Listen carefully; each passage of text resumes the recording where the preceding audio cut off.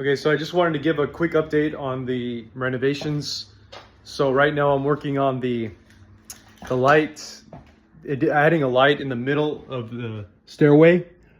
And so I'm figuring all this out related to my project, where essentially I found out that I had a problem and I didn't really know I had it to begin with. So a three-way switch is by definition allowing you to pretty much, let's say if this turns off, right? Then that means that if I go to the top, I'm able to then engage it to turn on.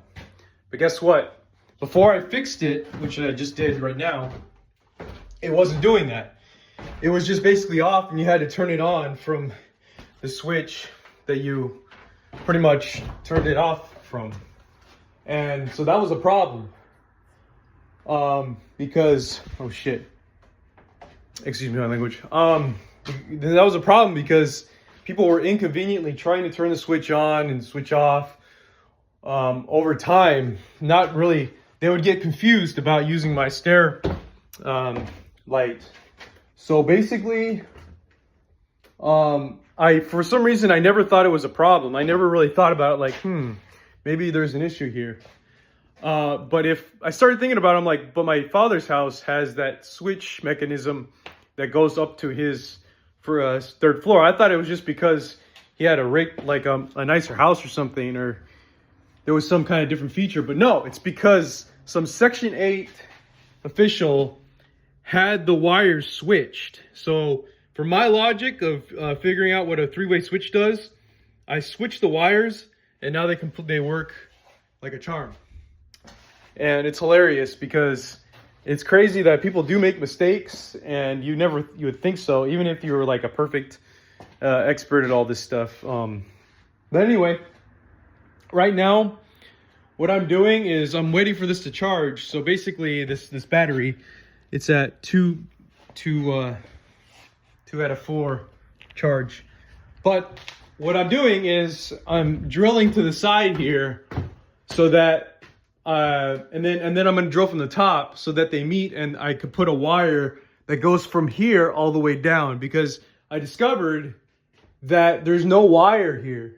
Actually, what powers the electricity up there is has everything to do with the ceiling, aka the first floor or the second floor framing area. So the wire that is supposed to that sources this is coming from the bottom, obviously, but then the other wire actually goes through the ceiling, and you could basically see it here. It's this one, and it also goes through my kitchen as well. And so I figured out that wire, maybe you might be able to see it too, but that wire can go through there. By the time it goes to the other side, you can't really see it, but it then goes through the wall because the wall is directly on top. So I figured out that that's what I need in terms of being able to do this project. So basically my this small project, I consider it a small project, is going to be the same. It's not going to require any more switches because I determined that it just makes sense. If I try to have different switches for the two different lights, it could make sense in more open areas, areas where it's more like the hallway is more separated from the stairs. But in this case, it's such a small area that psychologically they're going to be looked at as the same. So I'm just going to have the two switches be controlled by the same switch. So basically, what that means is the new wire that's going to be up there is going to go through here, and I'm going to splice this. I'm going to cut it, splice it, and then along with that, and basically you're going to have the switch controlling two lights at the same time. So basically, but the problem that I might be faced with right now is, well, first of all, is trying to get that wire in, because you have to drill at 2 perpendicular locations, and I had a problem with that in the bathroom. But the other issue is that this doesn't have any give on either side. So I might have to get more wire just to extend it, which might increase the how much volume it takes up in the receptacle. So we'll see. Wish me luck on this. I hope to finish tonight, but actually I don't think I'm gonna finish tonight because that's just the electrical part. There is framing part associated.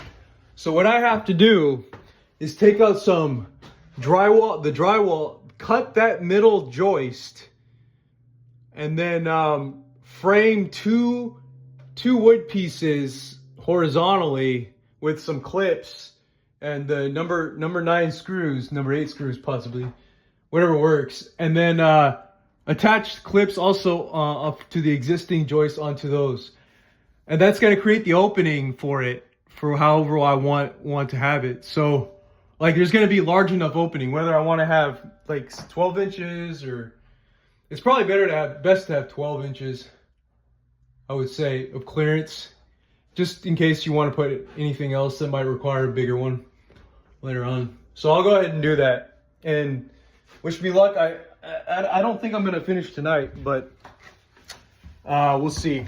But yeah, thanks for watching.